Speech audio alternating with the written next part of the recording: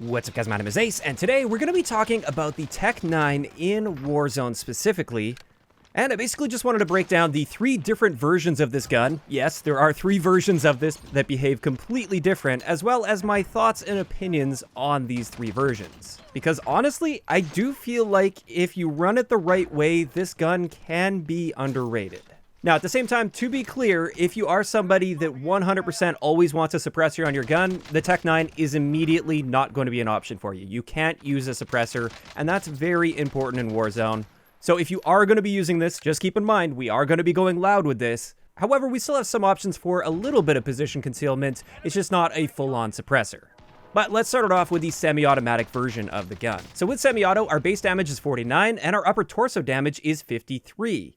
This means we can get a 5-shot kill to the upper torso against 3 armor plates up close, and that gives us a great time to kill potential of 532 milliseconds. And also keep in mind, we only have to hit 2 out of our 5 shots to the upper torso. The rest can hit anywhere else in the body, so it's quite forgiving with this as well. Additionally, our headshot damage is great at 79, and therefore if we mix 2 headshots in with upper torso shots, we can get a ridiculously fast time to kill potential of just under 400 milliseconds. As for our range, this is 14 meters, which of course we can extend with barrels, and our base velocity is standard for SMGs at 350 meters per second. As for recoil, it kicks pretty much straight upward, and keep in mind this is semi-auto, so you can just pace these shots however you'd like, but even spamming at the full fire rate, recoil should never really be an issue for you.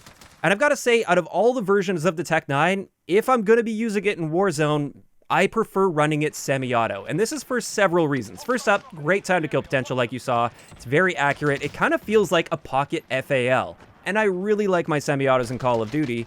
And even though you can't run a suppressor with this because that's replaced by the fire mode attachments that we'll get into, you can run the SOCOM Eliminator, which makes it so your dot will disappear very quickly after showing up on the minimap. So it's sort of the best compromise that you can get without having a suppressor. And that's also going to help you very significantly with recoil, so you're basically going to have no recoil at that point. So if you really like semi-auto guns in Warzone, I'd actually recommend giving this a shot. I think you might be very pleasantly surprised. It's like an FAL, but with SMG handling and mobility, which is great. So that's the semi-auto version of the TEC-9, and my preferred way of running it, like I said. But now let's move on to the full auto attachment, and keep in mind this is in the muzzle attachment, and it replaces the agency suppressor. So we obviously can't run this with a full suppressor, but you'll notice in the description for it, it does have position concealment as one of the pros. And I went in to test this to see if it behaved like a suppressor, and it turns out it does behave more like a SOCOM Eliminator. So it will still show you on the minimap, but that dot fades away nearly instantly.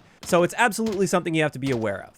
But with this, our base damage is reduced down to 23, and our torso damage is 26. So that applies to the whole torso, not just the upper torso. And that means it's going to be a 10-shot kill to the torso at a rate of fire of 984 rounds per minute. This is actually noticeably faster than the full auto attachment in Black Ops Cold War. And this gives us a great time to kill potential of 549 milliseconds if we're hitting 7 out of our 10 shots to the torso. Then when it comes to our headshot damage, we get very little boost with headshot damage. We'd have to hit 3 headshots mixed in with body shots to help, which is not very practical, especially when we look at recoil in a little bit here. And then when it comes to our range of velocity, this is unchanged with the full auto attachment based on my testing. Now, when it comes to recoil though, this is what kind of destroys this, aside from the fact that you also can't run it suppressed. As you can see here, there's a lot of recoil. It's not only vertical, but there's a decent amount of side-to-side bounce, which means it's hard to control, hard to compensate for.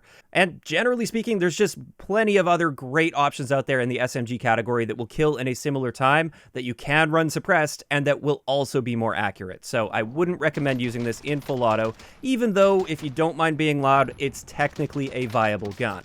But finally, let's get into the 3-round burst for the TEC-9, and with this we deal 39 damage anywhere in the body, so we don't have to worry about upper torso shots or anything like that. We can shoot them anywhere in the body. And with this, we get a rate of fire within the burst of about 800 rounds per minute, and then 150 millisecond burst delay.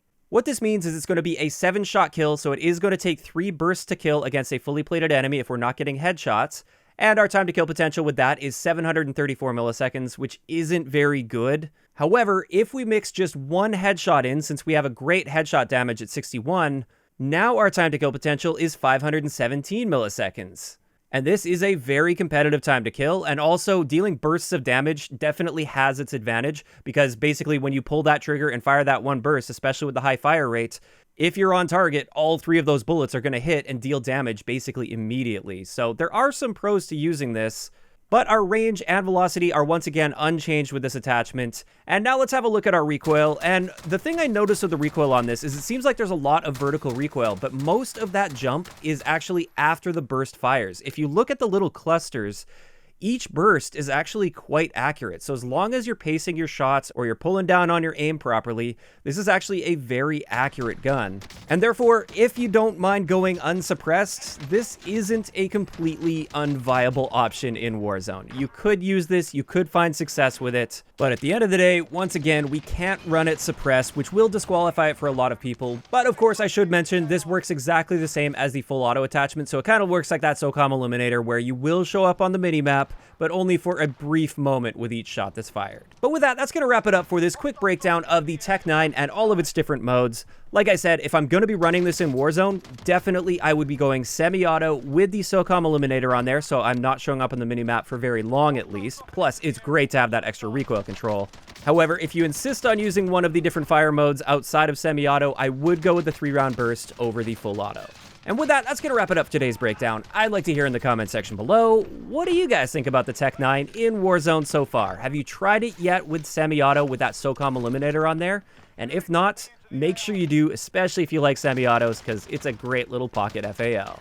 If you enjoyed the video, a like rating is always appreciated, and don't forget to subscribe for more if you haven't already.